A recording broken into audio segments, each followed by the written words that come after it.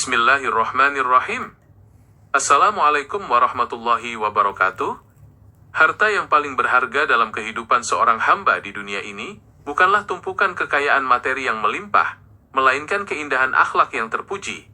Kekayaan seperti emas, perak, rumah megah, serta perhiasan duniawi pada hakikatnya bersifat fana dan akan ditinggalkan saat ajal menjemput. Sebaliknya, kemuliaan perangai dan kesucian hati merupakan simpanan abadi yang akan terus membawa kebaikan, baik di dunia maupun di akhirat kelak. Pentingnya keutamaan akhlak ini tercermin dari misi utama diutusnya Nabi Muhammad SAW ke muka bumi. Beliau diutus oleh Allah Subhanahu wa Ta'ala untuk menyempurnakan keutamaan moral dan budi pekerti manusia. Hal ini menegaskan bahwa bobot keimanan seorang hamba tidak hanya diukur dari banyaknya ritual ibadah ritual belaka, tetapi juga dari bagaimana ia bersikap, bertutur kata, dan berinteraksi dengan sesama makhluk ciptaan Allah Subhanahu wa Ta'ala. Dalam pandangan Islam, kekayaan materi seringkali menjadi ujian yang menuntut pertanggungjawaban yang sangat berat di hadapan Sang Pencipta. Harta benda dapat membuat seseorang terlena, sombong, dan lupa diri jika tidak dilandasi dengan ketakwaan. Sebaliknya, akhlak yang terpuji justru menjadi pelindung jiwa yang membimbing pemiliknya agar senantiasa rendah hati, bersyukur ketika mendapatkan nikmat, serta bersabar saat meniti ujian hidup dari Allah Subhanahu wa Ta'ala. Kedudukan akhlak yang mulia juga sangat menentukan bobot timbangan kebaikan seorang hamba pada hari kiamat.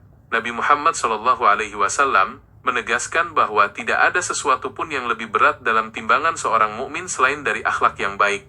Setiap tutur kata yang santun, kejujuran yang dijaga, serta kesabaran dalam menghadapi cobaan akan dihitung sebagai amalan berbobot tinggi di sisi Allah Subhanahu wa Ta'ala. Selain mendatangkan pahala yang besar, budi pekerti yang luhur juga menjadi sarana utama untuk mendekatkan diri kepada Rasulullah di akhirat.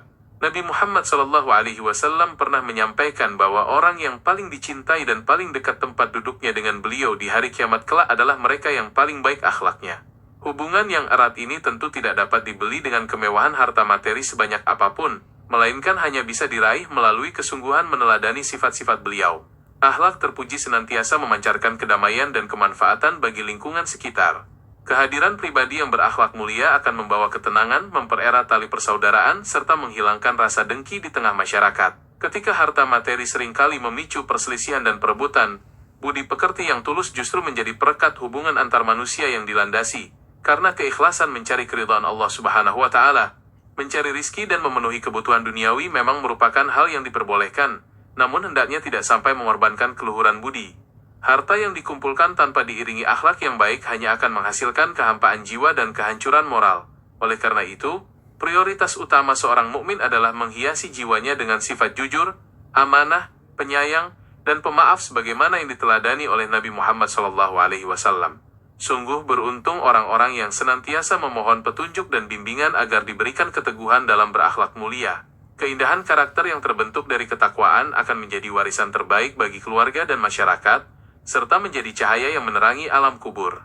Semoga setiap usaha dalam memperbaiki diri senantiasa bernilai ibadah dan diterima dengan penuh keridhaan di sisi Allah Subhanahu wa Ta'ala. Harta bisa lenyap ditelan waktu dan kemewahan dunia akan sirna berteman debu, namun kesucian akhlak akan tetap harum mewangi menembus batas kehidupan hingga ke alam keabadian.